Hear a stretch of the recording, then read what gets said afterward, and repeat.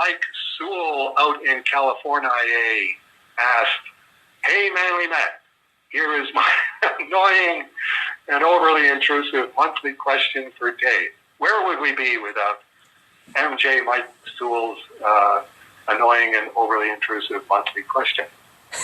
Doing all my obsessive Cerebus and Easton research way out of order. Question: what is the current state of the Cerebus Archive plan?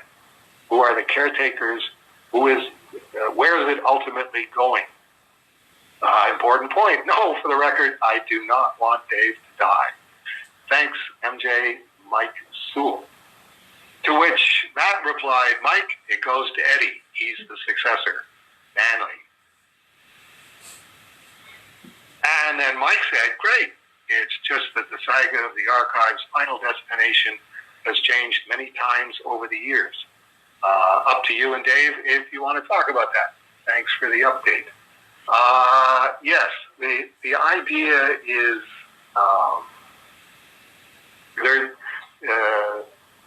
the easiest way to keep everything in order and to make sure that everything is passed on to future generations without just sort of scattering to the winds, I figured out a while ago is, well, okay, apart from the pages themselves, everything is in the Off-White House and in Camp David. So that's what I want to do, is leave both of those to a successor,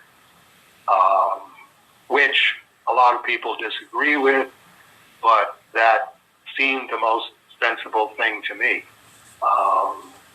because the sheer volume of material, which I know where everything is, but then I've lived here for 30 years, so I know just about where everything in the Off-White House is.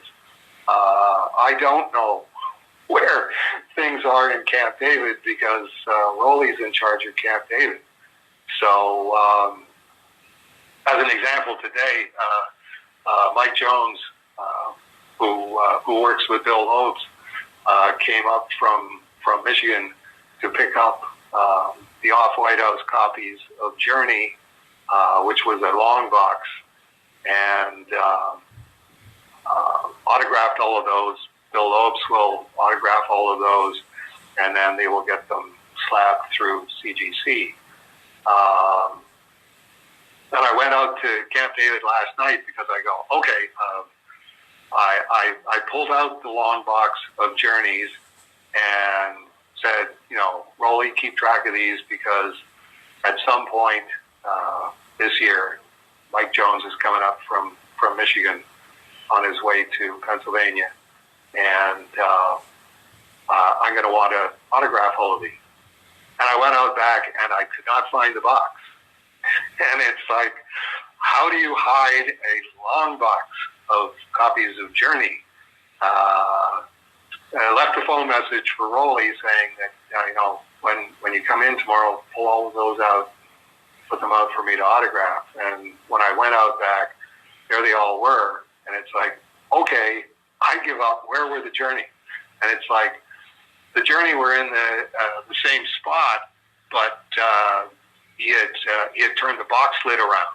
So it was the old box lid where it was Cerebus back issues listed on it. And it's like, wow, what a criminal genius. All you have to do is turn the box lid around and Dave Simmons absolutely lost. You might as well have just stolen all of the Off-White House Journey copies. So, but getting back to Mike's question, the biggest current concern that I have right now is whenever it happens and Eddie becomes the new president of Aardvark Anaheim, is he going to move into the White House, Off-White House? And one of the biggest elements to that is Eddie lives in Vancouver, and Vancouver is much, much, much less winter-like than Southern Ontario tends to be. So I picture him, even with all the best wishes in the world, going, "Okay, I'm the new president of Aardvark Anaheim. I'm going to wrap up things with my day job and move to Kitchener and move into the Off-White House." I picture him along about the middle of December going, "How do people live like this?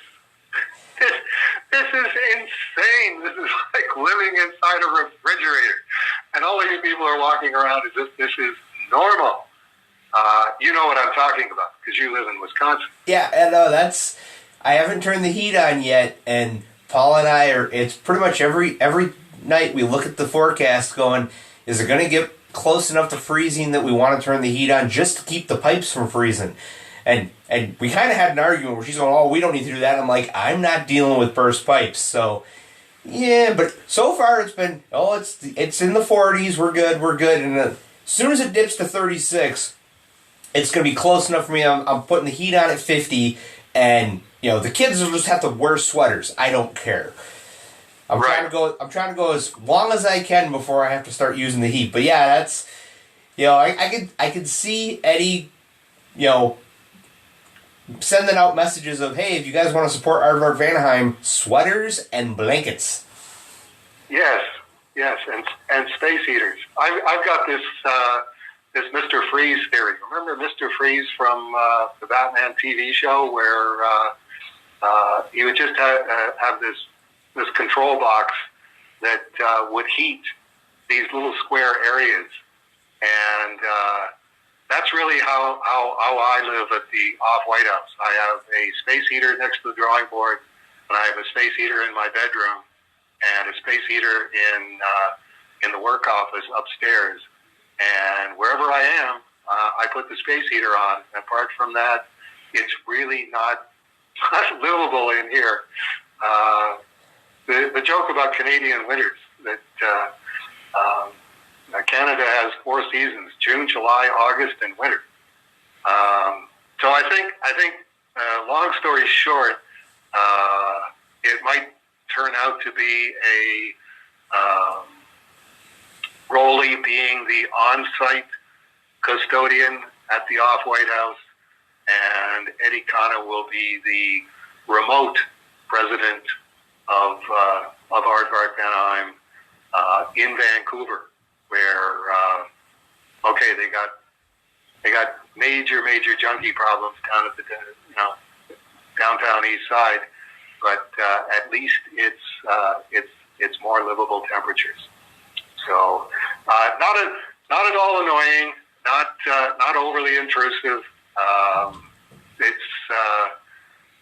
If I get hit by a bus tomorrow, then people can say, "Well, he did talk about Eddie staying in Vancouver and Rowley being the on-site custodian." Let's see how that goes. Which is one of the things that I like about Please Hold for Dave Sim. I can always give people the best current information as the president understands it. What did the president know, and when did he know it? On to Michael R. of Easton, Pennsylvania. Axe. Hi, Matt. Hope you're enjoying the beginning of autumn. Burr. No more short pants for me. Here's my questions for Dave. That's another thing when you're living in Pennsylvania, Southern Ontario, or Wisconsin. The people who keep wearing short pants as if that's going to make things warmer.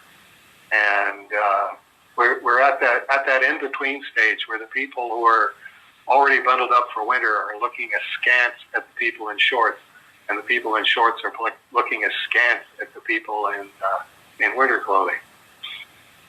Hi, Dave. Last month, you answered a question from Mike Sewall about Canadian comics and printing. My questions are: 1, how long have you been purchasing CGC Canadian variant comics? Well, I haven't been purchasing them. I've been trading them for Cerebus and Hell copies. Doug Salipa likes that as part of his business model, is trading dollar for dollar. He will trade $4 Cerebus and Hell comics for $100, 25 copies of each issue, and he gets the same numbers. Which numbers does he get? I think it's 51 to 74 that he gets each time, and because they're not witnessed by somebody from CGC, he wants them not signed. So that's one of the first jobs that Rolly has when the new issue comes in. Pull out Doug Salippa's 51 through 74 and put them aside. Make sure that that Dave doesn't sign those. And it's always a pleasant surprise. It's a pleasant surprise on the one side, of it, because when the box comes in from Doug Salippa, and he uses Canada Post boxes and wrapped unimaginably securely. I've been trying to exercise the wrist a little bit more, just doing stuff that I haven't been doing for years, just to go, well, okay, I think it's maybe not getting better, but it's one of those, I'm back to the don't baby it stage. And I opened the second last box that came in, which turned out to be Web of Spider-Man, #1, in 9.6, I think it was, and with the Charles Vest cover.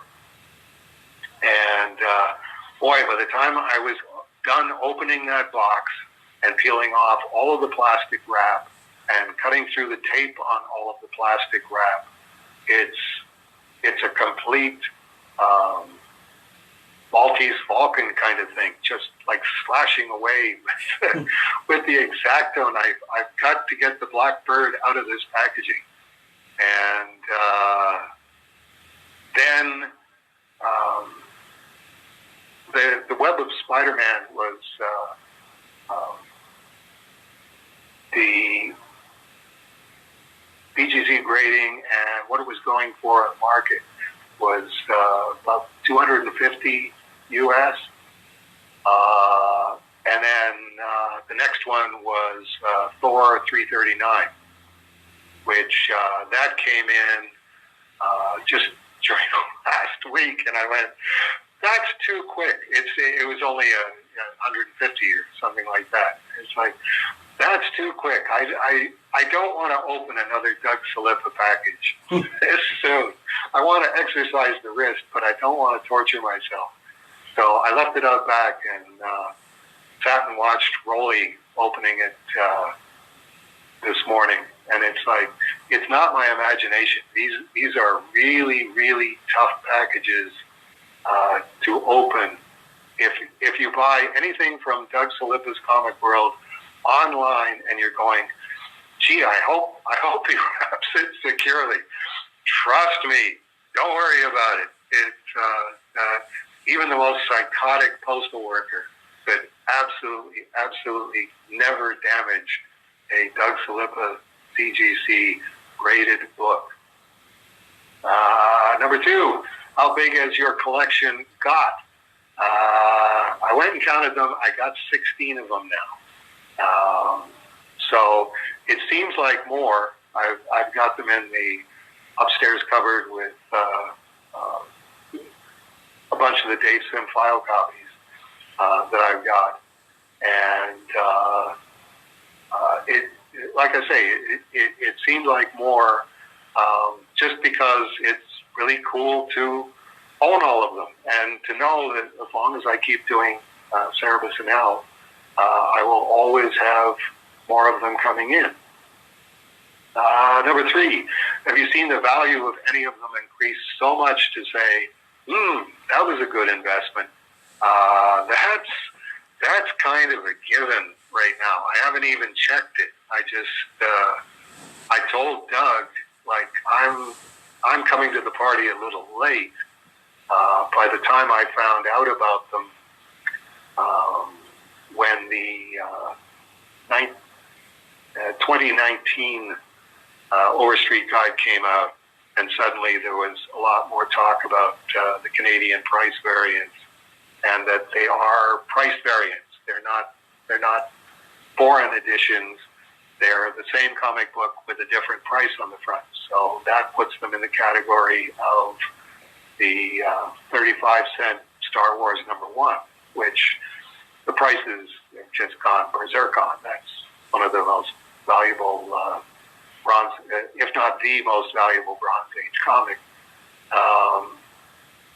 So it's a matter of saying to Doug, you get me as much book as you can for the price, and I'll leave it up to you as to which ones are the best bets. So consequently, I'm not getting as good books. They're not as key books as they were, but I did get Spider-Man 252 with the black costume, and it's like, well, whatever I traded for that 2 years ago when I started doing this, I probably couldn't touch it now. It would be no. You got that when it was possible for you to get that. You can't get that anymore. Same thing with the Archie's Turtles #1, the Betty and Veronica with the first Cheryl Blossom appearance, which is supposed to be the most valuable or the third most valuable Canadian price variant. Well, okay, I got those. I got those when I got those. Doug will keep me in the game at whatever level he can keep me in the game. I'm not really checking to see how they're doing. I think they have to take root in the collecting environment for. Well, one of the reasons that I say that I think that Spider-Man 252 is in a different category, and the Thor 337, the first Walt Simonson Thor, is in that category because the people who are obsessive collectors of Spider-Man and Thor, both of which are expanding populations because of the Marvel movies, as they find out about this, it'll be, okay, I have to have at least a 9.2 or 9.6 Thor 337 with the 75-cent cover price on it. How much is that going to cost me?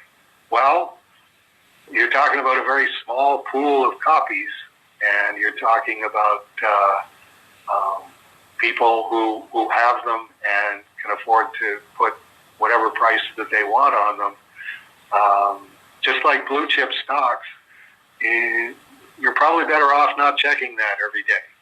Check that every 6 months, or if you can manage it, every 2 years or every 3 years, and you'll be pleasantly surprised.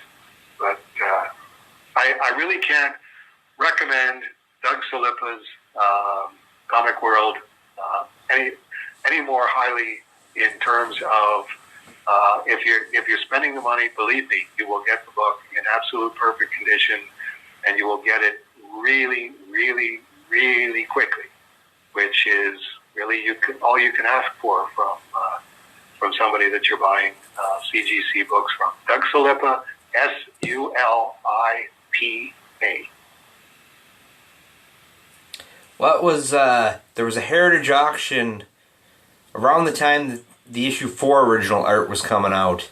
I think it was one of the next auctions after that they had a bunch of Canadian price variants listed, and I mean they were going for super cheap. But then again, it's the only reason these books are in the auction is that they're Canadian price variants. It's not that these are the key issues. Like I think there was a 252 in there, and that one went for money. But like there was some stuff that you could get.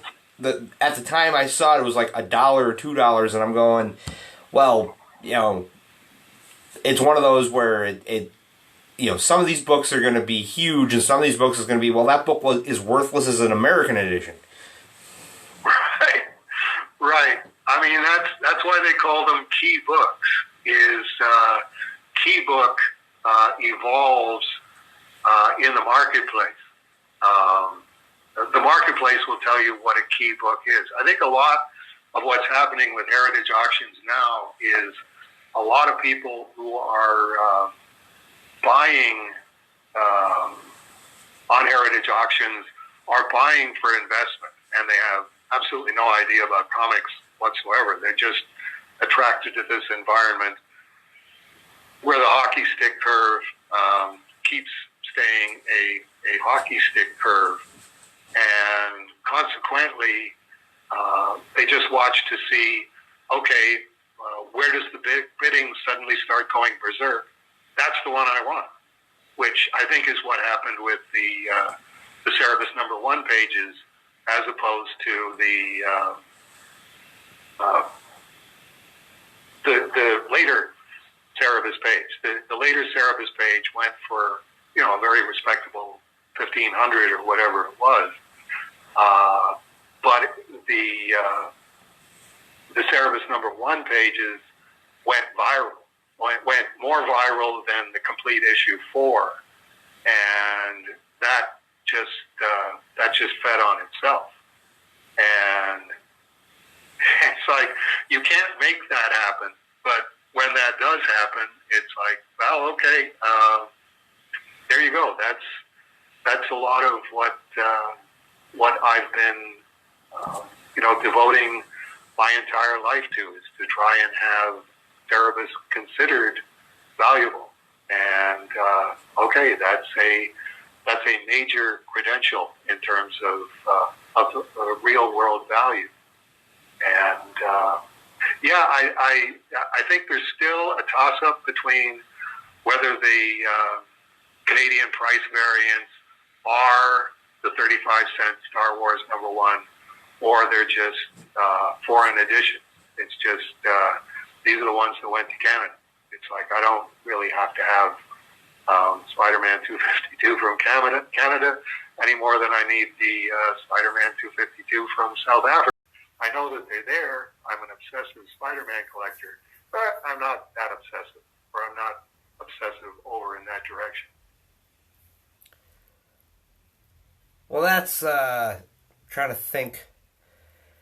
I have a Spider-Man #1, the Todd McFarlane book, and all the Todd stuff is so weird for resale because there's newsstand editions and then there's the direct market edition, and the newsstand editions for some reason are worth more. And yeah, that makes sense, because the newsstand stuff gets bent over forward on the spinner rack and stuff like that. So, and it's usually it's a much smaller market than the direct market is the theory. Keep going. I interrupted. Well, so when Spider-Man #1 came out, there were the 5 covers, and I managed to get 2 of them before my mom and my brother went, "It's the same damn comic. Why do you need all 5?" And I'm like, "Because there's 5 of them. It's neat." And you got to remember, this is 1991, and I'm like 12 years old. Right. And so I got the the regular edition where it's colored, the platinum edition with the silver ink, and then a year or 2 later, we were someplace and they had a 5-pack of all 5 issues, like a Kmart, and my brother and I each bought one because the Spider-Man #1's worth money, and in that pack was a gold ink #1, which apparently because it's a newsstand edition, is the highest of all of them. And I'm going, it's one of those 2 or 3 years later, my brother and I are selling a bunch of our comics because we need money because, we're poor teenagers. And he sold his, and I think, we paid $5 for the pack, and he sold his for 20 or 25. I still have mine, and I keep going, I should really send this in and get it graded to see what kind of grade I can get. And then I'm like, yeah, but I don't want to be that kind of collector. But it's one of those, it's like, there's money on the table, and you're leaving it there. You have 2 other copies. It's not like you can't read the story. Yeah. It's that's the thing. It's like that's why the market dictates where that's going to go. It's like, no, you can say that, and you can try and stick to it, but you're going to probably eventually argue yourself out of that and go, okay, I'm not that kind of collector, but some things I've got to be that kind of collector, because not being that kind of a collector is, like you say, leaving money on the table. The same as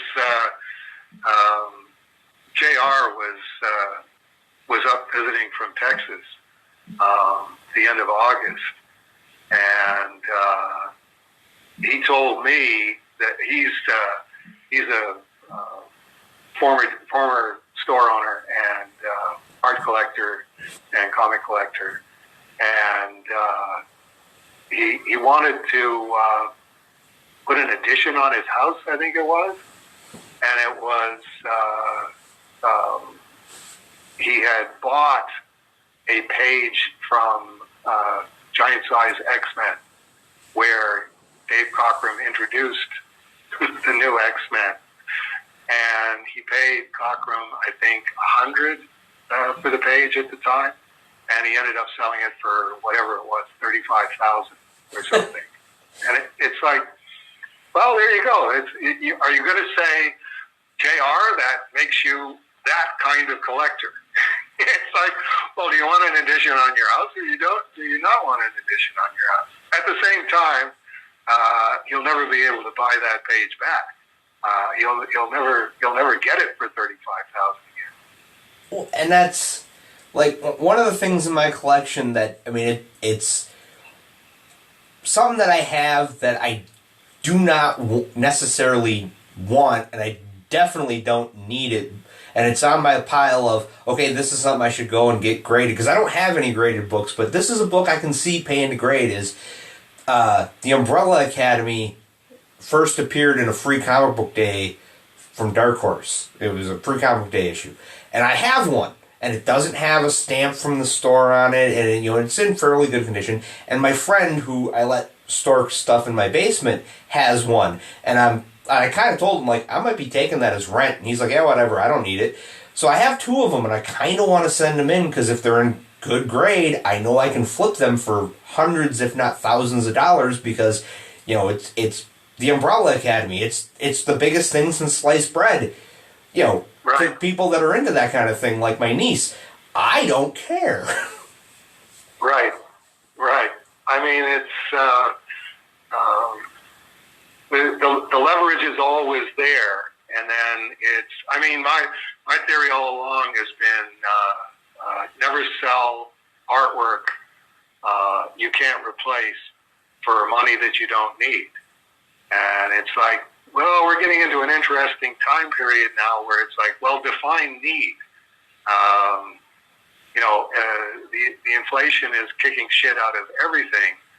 Pardon my French. But it's if this is the only thing that's appreciating, and everything else that you've got in your life is depreciating and costing more for the same thing, then okay, that's still a solid theory. Don't sell a rare comic book that you can't replace for money that you don't need, and try to define your own needs correctly. One of the kids needing a new cell phone, that's not a need. No, you can't have Dad's spare comic book to buy another cell phone. You've got a cell phone. All of that kind of thing. It's one of those, I want to get them graded, not so much, so I can sell them now. It's just to get them graded so I know that, okay, yeah, this actually is what I think it is. Unlike, like, my 2 sets of Brat Pack, because Brat Pack, I mean, that's the greatest comic series ever. That's worth millions. And it's like, no, the Brat Pack's relatively cheap. If you've come across it, you're not going to be breaking the piggy bank to get it. But at the same time, when I got into Brat Pack, it was, oh yeah, Brat Pack's the greatest thing since sliced bread. I have to have a second set of these. Right. Yeah, it's all kinds of different decisions. I mean, okay, moving on to Ian. One last Canadian price variant thing. You do have Amazing 233, which ironically is the first time I ever encountered Cerebus in a Bud Plant ad. Really? Yeah. How about that? I have to go and crack the case open now so that I can see that. No. I can just send you a fax of my copy. That's a much better idea. Now that we've figured out how to get the faxes light enough so that I can see what's there, you done good with the latest one, which we're coming up on, but we're not there yet.